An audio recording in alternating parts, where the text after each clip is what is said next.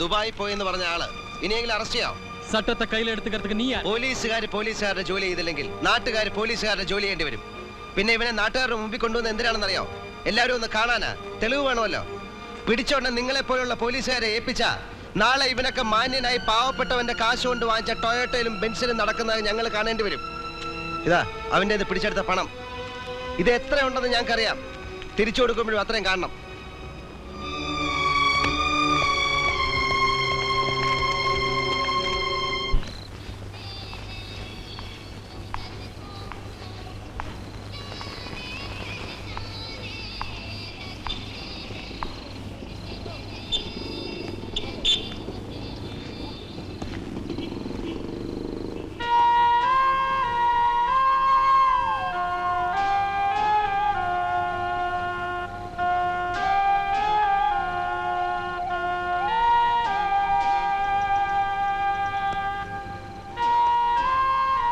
ഭർത്താവിനെ തേടി വരുമ്പോൾ പഴയ കാമുകനെ കണ്ടുമുട്ടുന്നത് വല്ലാത്തൊരവസ്ഥയാണ്.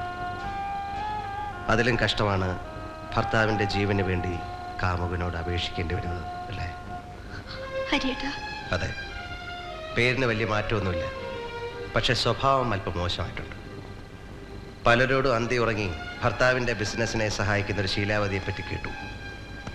അതെൻ്റെ സാവിത്രി കുട്ടിയാണെന്നറിഞ്ഞപ്പോൾ അല്പം നൊന്തു. ഭർത്താവിനെ വെറുതെ വിടണമെങ്കിൽ ഭാര്യ എന്നോടൊപ്പം ഒരു രാത്രി ഉറങ്ങണമെന്ന് ഞാൻ പറഞ്ഞത് നിന്നെ മോഹിച്ചിട്ടല്ല, ഒന്ന് കാണണമെന്ന് കരുതി മാത്രമാണ്. ശവമാണ് ഞാനിപ്പോ. എത്ര കുത്തിയാലും നോവില്ല. എങ്ങനെയൊന്നും ആകാനല്ല ഞാൻ ആഗ്രഹിച്ചെന്നറിയാലോ. അറിയാം അറിയാം.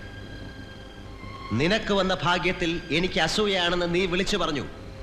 അപ്പോഴും തറവാട്ടിൽ നിന്ന് എന്നെ ഇറക്കി വിട്ടപ്പോഴും നീ ഉൾപ്പെടെ എല്ലാവരും എൻ്റെ മുഖത്ത് നോക്കി ആട്ടിയപ്പോഴും പലരോടും വൈരാഗ്യം തോന്നിയിരുന്നെങ്കിലും നിന്നെ മാത്രം ഞാൻ വെറുത്തിരുന്നില്ല. പക്ഷേ ഈ നിലയിൽ നിന്നെ കാണുമ്പോൾ പുറത്തെ മാളികകളിൽ ചില്ലറ കാശിനു വേണ്ടി ഉടുതുണി അഴിക്കുന്ന ഒരു വേശ്യയുടെ അന്തസ് പോലും എൻ്റെ സാവിത്രിക്കുട്ടിക്കില്ലല്ലോ എന്ന് ആലോചിക്കുമ്പോൾ എനിക്ക് വിഷമം തോന്നുന്നു. എന്നോട് കാണിച്ച ക്രൂരതയ്ക്ക് പകരം ചോദിക്കണമെങ്കിൽ അതെത്ര ക്രൂരമായിട്ട് വേണമെങ്കിലും എനിക്കിപ്പോൾ ചെയ്യാം. ഈ കണ്ടുമുട്ടൽ തന്നെയല്ലേ എനിക്ക് കിട്ടാവുന്ന ഏറ്റവും വലിയ ശിക്ഷ. മണി, അവനെ പറഞ്ഞു വിട്ടേക്ക്.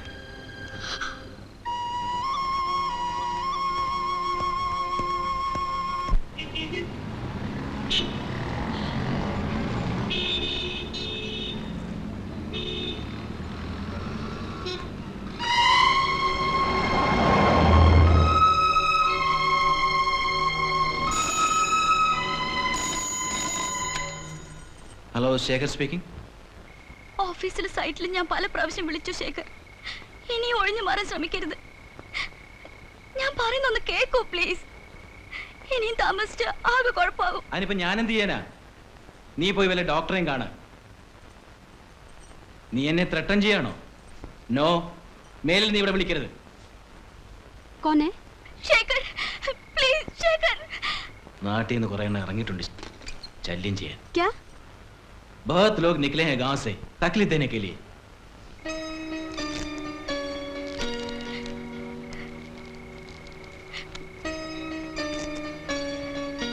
രാധ ഈ നേരത്തെ എന്തിനാ? അതെ, ഞാൻ കേട്ടു. ശേഖർ എന്താ പറഞ്ഞ? എല്ലാം പറഞ്ഞ് മോഹിപ്പിച്ചിട്ട് ഇപ്പോ അയാൾ എന്നെ ചതിക്കായിരുന്നു വരിയേട്ടാ. വീട്ടിൽ അമ്മയോ ചേട്ടനോ ഇതറിഞ്ഞ. കരയണ്ട, നാളെ ഞാൻ അവനെ വിളിപ്പിക്കാം. ഇതാരോടും പറയണ്ട. നാളെ നീ വീട്ടിലോട്ട് വന്നാൽ മതി, നമുക്കൊരു തീരുമാനം എടുക്കാം. വാ.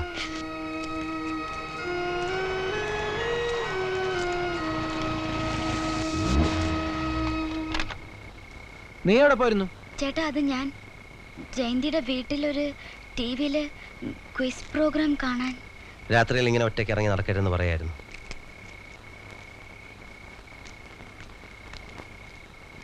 പാതിരാക്കാനോട് നിന്റെ ഒരു ക്വിസ്? നീ ചുമ്മാരിക്ക. മേലാൽ സന്ധ്യ കഴിഞ്ഞ് വീട്ടിൽ നിന്ന് പുറത്തിറങ്ങരുത്. ഇതൊരു വേശ്യാ തെരുവാണ്. വെറുതെ ആൾക്കാരെ കൊണ്ട് അതൊന്നും പറയിക്കരുത്. തന്ത നേരത്തെ ചത്തോണ്ട് എനിക്ക് പഠിപ്പ് നിർത്തേണ്ടി വന്നു. ആ ഗതികേട് നിനക്കുണ്ടായിരുന്നെന്ന് എഴുതിയ ഇല്ലാത്ത കാശ് മുടക്കി നിന്നെ പഠിപ്പിക്കാൻ അയക്കുന്നത്. ചീത്ത പേരെങ്ങാനും കേൾപ്പിച്ച വെട്ടി നുറുക്കിക്കളയും ഞാൻ. മനസ്സിലായോ? പോ.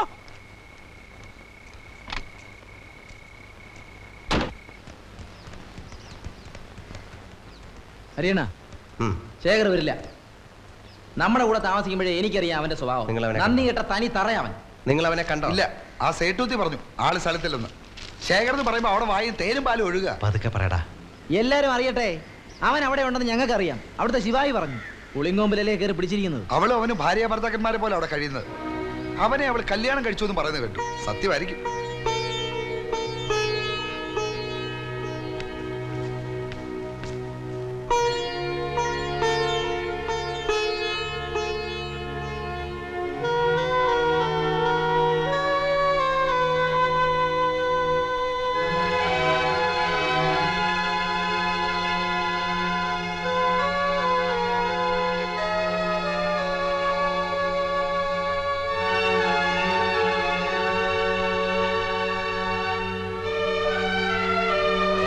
टैक्सी।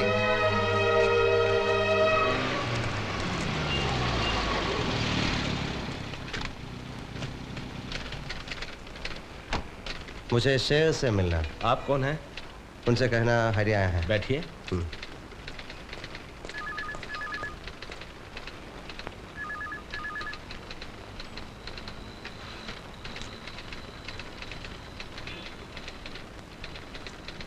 साहब मीटिंग में है, आप नहीं मिल सकते। हट जा।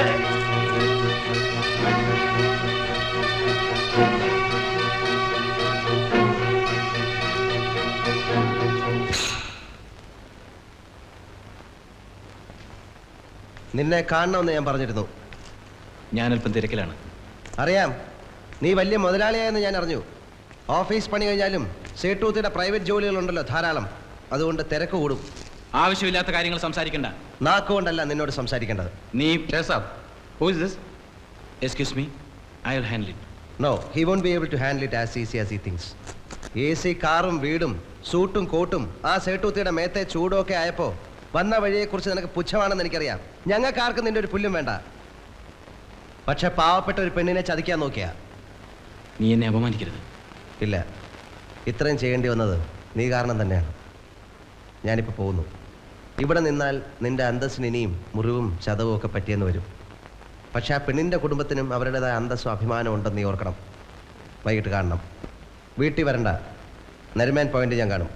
ഇനി എന്നെ ഇവിടെ വരുത്താൻ ഇടയാക്കിയാൽ നിന്റെ ശവം കണ്ടിട്ട് ഞാൻ പോകും. ये क्या हो रहा है? पुलिस को बुलाओ। പോടി പുല്ലേ, പോലീസ് എന്നെ ഒന്നും ചരിക്കാൻ പോകുന്നില്ല. അറിയാവുന്ന ഭാഷ പറഞ്ഞു കൊടുത്തേക്ക്.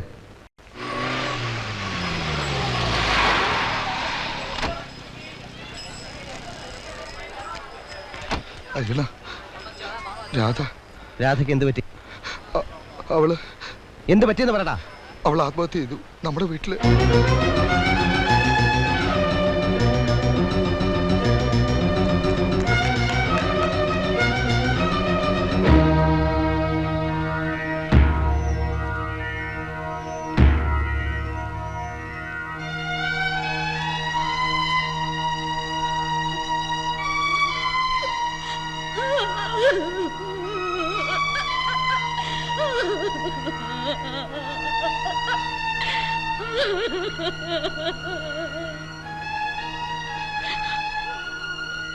ഇവക്ക് വേണ്ടിയാണ് ഞാൻ ജീവിച്ചത്.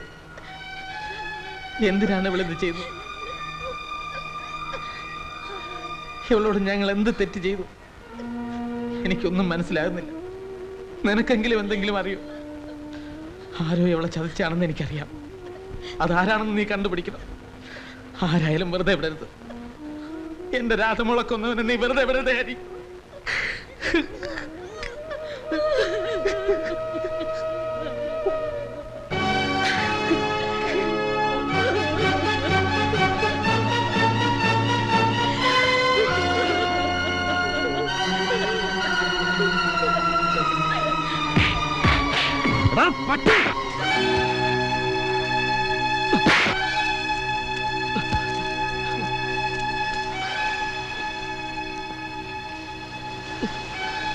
തല്ലണമെങ്കിൽ തല്ലാം, കൊല്ലണമെങ്കിൽ കൊല്ലാം.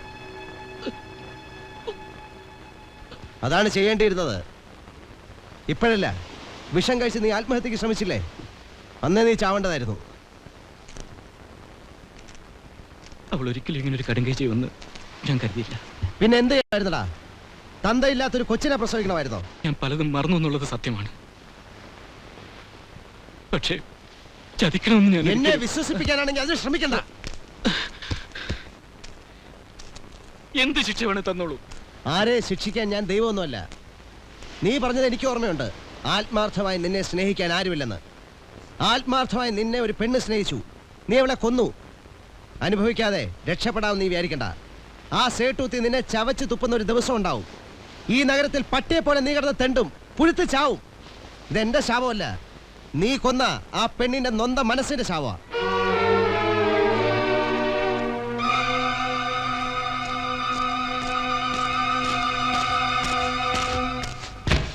എല്ലാവരും ഇവിടുന്ന് ഇപ്പൊ ഇറങ്ങണം.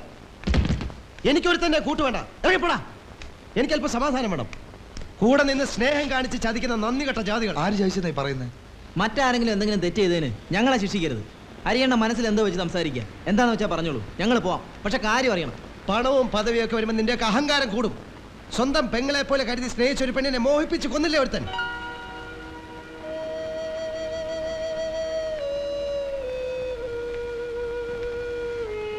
ശേഖരാണോ രാധയുടെ മരണത്തിന് കാരണക്കാരൻ? എങ്കിലും അവനെ വെറുതെ വിടരുത്. വേണ്ട, അറിയാതെ പറഞ്ഞു പോയതാണ് ഞാൻ. സ്വന്തം പല്ലിയുടെ കുത്തി നാറ്റിച്ചിട്ട് കാര്യമില്ല. ഇതാരും അറിയരുത്, പ്രത്യേകിച്ച് മണി. എങ്കിലും അറിയിക്കണമെന്ന് ഞാൻ വളരെയധികം ആലോചിച്ചാണ്. വേണ്ട എന്ന് തീരുമാനമെടുക്കാൻ കാരണം ഇത് പുറത്തറിഞ്ഞാൽ അവളുടെ മാനം, അതുകൊണ്ട് മണിക്കും അവൻ്റെ അമ്മയ്ക്കും ഉണ്ടാകുന്ന അപമാനം. അവനിതറിഞ്ഞാൽ എന്തെങ്കിലും കടുകെ ചെയ്യും. ഇനി അമ്മയ്ക്ക് ആകെയുള്ളത് അവൻ മാത്രമാണ്. നമ്മളായിട്ട് അതുകൂടെ നഷ്ടപ്പെടുത്തണ്ട. നമുക്ക് 3 പേർക്ക് മാത്രമേ ഈ കാര്യം അറിയൂ. മറ്റൊരാൾ ഇതറിയാൻ പാടില്ല. നിങ്ങൾ എന്നോട് സത്യം ചെയ്യണം. क्या छोटा, अब्बास के साथ था तो कितना पैसा था, कितनी अच्छी जिंदगी जी रहा था. अभी क्या, दिन भर हरी अन्ना हरी अन्ना हरी अन्ना बोल के हरी अन्ना के पीछे चमचे की तरह घूम रहा है तू. उसमें तेरा क्या फायदा? उसके मरने के पहले कोई तुझे टपका देगा. देख, जैसे अब्बास ने मुदलियार को मारा, तू हरी को मार और उस एरिया का अन्ना बन जा. मैं तेरे साथ हूँ, समझा क्या? बांकिया भाई, आप क्या कहते हैं? मुदलियार बुढ़ा था, लेकिन हरियाणा खतरनाक है. घी सीधी उंगली से नहीं निकलती तो टेढ़ी उंगली का इस्तेमाल करो छोटा. കാലം മായ്ക്കാത്തൊന്നുമില്ല മണി. നിങ്ങൾക്ക് പറഞ്ഞാൽ മതിയല്ലോ, പോയത് എന്റെ പെങ്ങളല്ലേ. ധൈര്യമില്ലെങ്കിൽ മറക്കണം. ഉണ്ടെങ്കിൽ കാരണക്കാരനാരാണോ അവനെ കൊന്നിട്ട് ജയിലിൽ പോകണം. അതാ അന്തസ്. നീ ആരെ പറ്റിയാ പറയുന്നത്? ഞാനായിട്ട് എന്തിനീ? ഈ തെരുവിലുള്ളവർ മുഴുവൻ പറയുന്നുണ്ടല്ലോ. ചോട്ടാ, ചോട്ടാ ശങ്കർ എന്നാണ് എൻ്റെ പേര്. ഈ ബോംബെയിൽ ഒരുപാട് ബളാശങ്കർമാരെ ഞാൻ കണ്ടിട്ടുണ്ട്. ഒരുത്തരും കീഴ്പ്പെട്ടിട്ടില്ല. എന്നാൽ ഇപ്പോൾ പലതും കണ്ടും കേട്ടും സഹിക്കേണ്ടി വരുന്നു. ഹരിയാണനെ കുറിച്ചാണോ പറയുന്നത്? ഉള്ളത് തുറന്നു പറയാൻ എനിക്കാരും പേടിയില്ല. ബാക്കിയുള്ള രാവും പകലും കഷ്ടപ്പെട്ട് പണിയെടുക്കുന്നതേ പുണ്യം കിട്ടാനൊന്നുമല്ല. റെണ്ടിക്കാനെ കയറിക്കൂടാ, കള്ളവാറ്റിലും ഗ്യാമ്പിളിലും ഇടപെട്ടുകൂടാ. ഒരു സാധാരണ ഹപ്ത പിരിക്കാൻ പോലും സമ്മതം വേണം. പിന്നെ എങ്ങനെ ജീവിക്കും? ബുദ്ധിമുട്ടുണ്ട് ഇയാൾ പണിക്ക് വരണ്ട. ബുദ്ധിമുട്ട് എനിക്ക് മാത്രമല്ല, മറ്റു പലർക്കും കാണും. ചത്തുപോയ മുതലേറെ കള്ളു കുടിക്കില്ല, പുകവലിക്കില്ല. പെണ്ണെന്ന് കേട്ട അറപ്പായിരുന്നു. പിന്നീട് വന്ന അബ്ബാസിന് ഈ ദോഷങ്ങളൊക്കെ ഉണ്ടായിരുന്നെങ്കിലും എല്ലാത്തിനും ഒരു മറവുണ്ടായി. ഈ തത്വം പറയുന്ന പുതിയ അണ്ണയുണ്ടല്ലോ, പരസ്യമായി റെണ്ടിക്കാനിലെ തേപിടിച്ചുകളുമായി നിറങ്ങയല്ലേ. പെണ്ണുങ്ങളെ കണ്ടാലേ കൂട്ടുകാരന്റെ അമ്മയെന്നോ പെങ്ങളെന്നോ വരെ അവനില്ല. അനുഭവിച്ചോ?